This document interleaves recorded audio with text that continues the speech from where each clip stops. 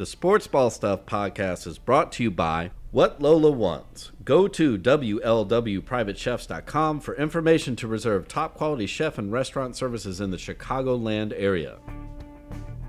Pulpery Media presents Sports Ball Stuff with your hosts, Brock and Ben.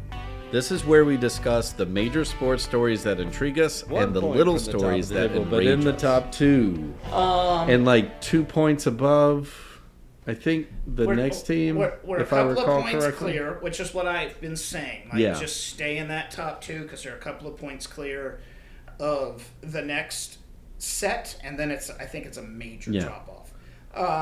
And we're about to go through a favorable stretch of the schedule. And I'm okay with that. I mean, I love the fact that, and people keep sleeping on this, that we have been playing basically the entire year with our backup central midfielders. Yeah. Tanaka and Rothwell were not week one starters. No.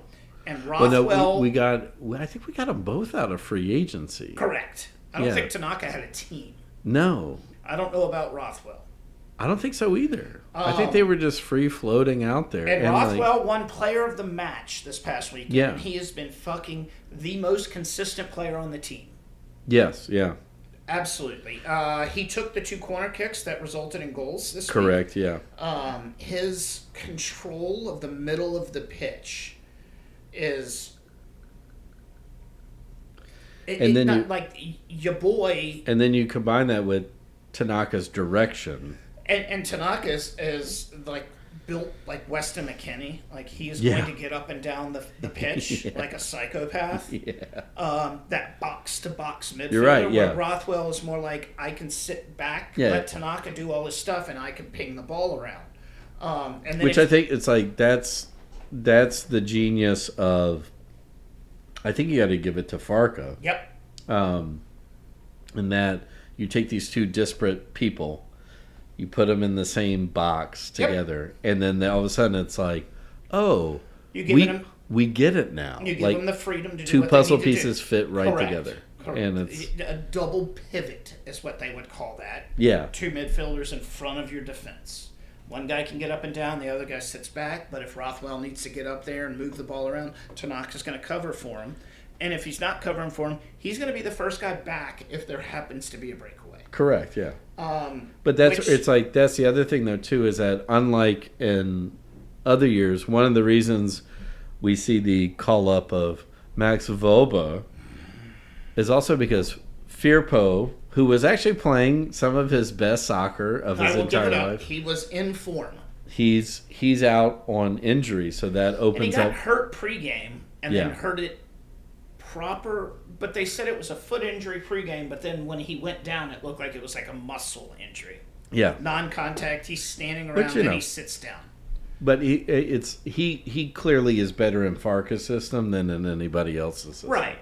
And then but that's came in and scored a goal. Yeah. Like he got, what was it, the 18th-ish minute? Yeah. Where the sub happened, and then he scored in the 44th minute. Right before halftime to make it 2-0. Yeah. Rondon scored the first one. Thank you. Yeah. And Rondon should have scored another goal. He had a wide open fucking header. What? Nobody fucking... But I think he didn't see it until the last minute. Well, he's not a scorer. No, and he wasn't... That dude is a backline defenseman. He wasn't up in the air like a defender. Yeah. He was more like, oh my God, the ball's coming to me. And he just scored his first goal. Well, this was before he scored the first goal. Oh, yeah. So he made up for it. Oh, you're right. Yeah, he made up for it. No, he's learning. Yeah, no, I'm completely... Like, if Vober's back... Yeah. Well, no, I'm sorry.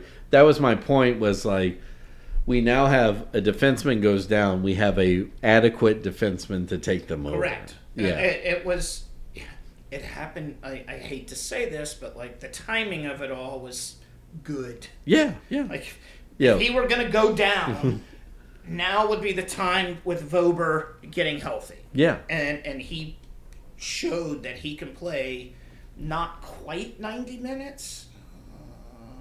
But again, the 21st minute. Yeah, so it's not the, which is, of the last 10, 15 years, that's not That's not the story for Leeds. Nope. Per se. Is that usually a dude goes down and then it's like, or like when like Pablo Hernandez went down, and you're like, how the fuck did we replace that guy? Yeah. But and we're not in a transfer window. We're not here, but thankfully we've been able to hang on to some of those good pieces from the Premier League days. And still, Farca's been able to bring in guys. Remember, we still got guys out on loan. Like, we didn't sell Tyler Adams outright. No, we did. Oh, really? He's a Bournemouth player through and through now? But we got a lot of money for him, so. I didn't realize he was sold outright. No. Because he's finally getting healthy. He played 2 matches last week. Yeah. And the coach was like, okay. No, I mean, that was the genius of that. Like, we got Bournemouth to buy him, and then he went down. And it was like. Yeah, and I'm glad that. We'll take those 30 million men's euros. National team, glad he's coming back. Sure, yeah. That's only going to help us.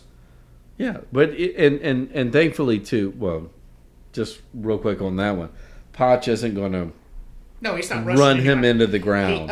He hasn't played for the national team since the World Cup. No, but no, he had a couple of matches. When or we at were least in the one. Nations Yeah. League, did he play in the final? Or at least the lead up to it. Yeah, okay. yeah. And then, but I think like one of them.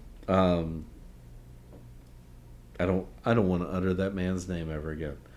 The B man played him like all 90 minutes, like coming off of injury. Yep.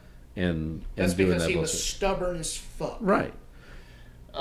Again, the beauty of having Poch, like somebody who comes from the European system. Mean he knows how to manage a squad. And also knowing you don't want to fuck up your club. You don't want to fuck up the clubs that your guys are playing. No, because that's how the guys get good. Look at Pulisic. Yeah. Right? He's out now, though, too.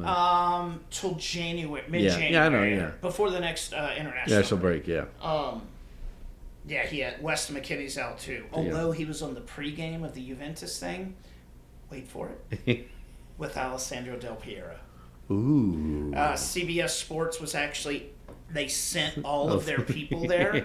So they had, like, the booth on the pitch. I love Del Piero. Yeah. I had to adjust my pants a lot. Boners everywhere. Real quick, last thing on Leeds. I fast-forwarded it through the second half. Yeah. The first half, only because the first half was so dominant. Yeah. I like the fact that they didn't get lazy or discouraged or switch off because Derby, their counterattack was pretty lethal. Yeah, They were able to control the ball. How much ball control? 65%. And it was probably more than that in the first half, but they had a 2-0 lead going in the second half. So they were more managing the game at that point. Right.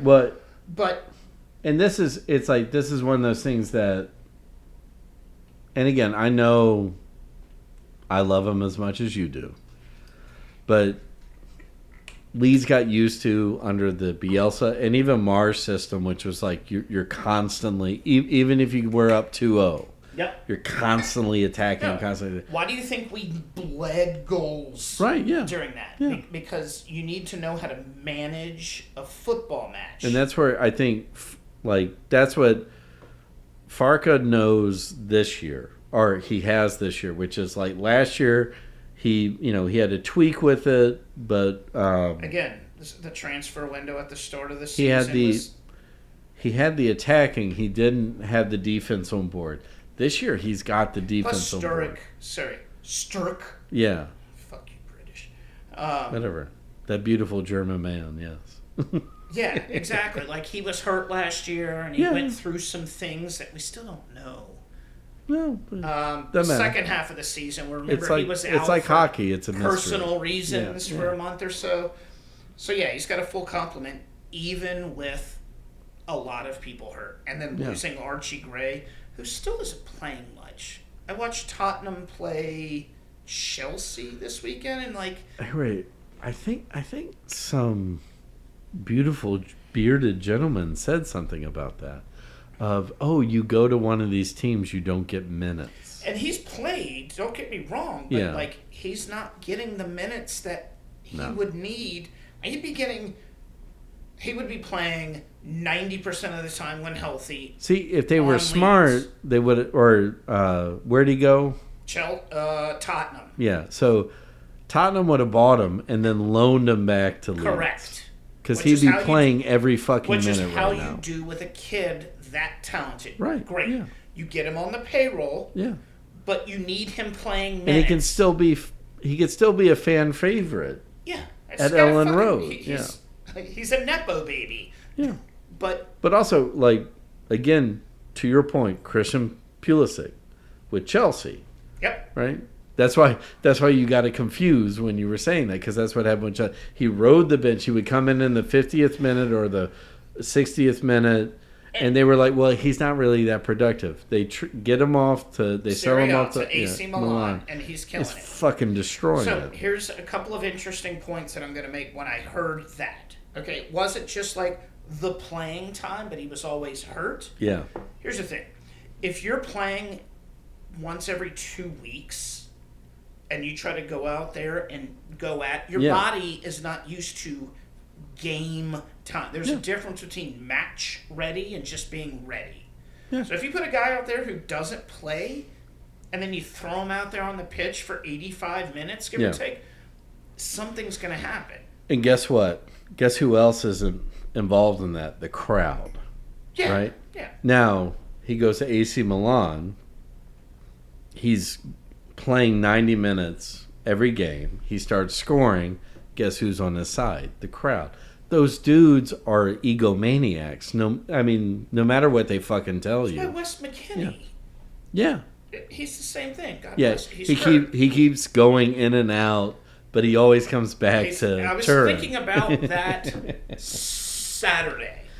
Even as much as they hate him some years, like he feeds off of it. He's a mainstay. Yeah. Like he is a mainstay in that midfield. Yeah. He does the dirty work. He is the bulldog box-to-box midfielder that you need. Every team needs that grinta. Which is funny too, because like when like Juventus is doing well, they criticize him all the time. But when Juventus is doing poorly, it's his fault. He's the greatest thing out. He's the only one playing. Consistent. Yeah. Is that the consistency? Yeah. A consistency. Juventus are a fucking dumpster fire right now. So put it this: they have not lost a match, okay, all year. But that's not a dumpster fire in the league. Yeah, I know. Yeah. They have played. We have played. Where are they in the standings, though? 15 matches, and we are in 6th place without a loss. Ready for this? 6 wins, 9 draws. Well, you got the Ted Lasso going, but yeah. Well, but we talked about this last week, is that, I mean... and granted, we have injury ravaged. It can go either way at this point, right? Like... You could rattle off a bunch of losses, or if you can hang in this pocket. That's kind of what the pundits and everybody at Juventus is saying. Like, just hang. Yeah. Tomorrow will be a good litmus test because we're playing Manchester City in the Champions League. But I'm just, I'm saying that you're 15 games in, no losses. That's a good mark for your manager, though. Yeah. Like. Yeah. Plus 14 goal differential. He's Jesus Christ, yeah. Like we're fine. We just do stupid shit. Yeah, what's the baseball equivalent of that? Like you're losing, but you're only losing by 1 run. Correct. And your run differential is like a 1.35. Yeah. The following segment has been brought to you by Whatever Lola Wants. Go to WLWPrivateChefs.com for information to reserve top quality chef and restaurant services in the Chicagoland area. The Sports Ball Podcast is a production of Pulpery Media, produced and edited by Ben Grimion, marketing by Brock Ryder, graphic design by Beck Ryder and Ben Grimion, music by the Heisenberg Compensators.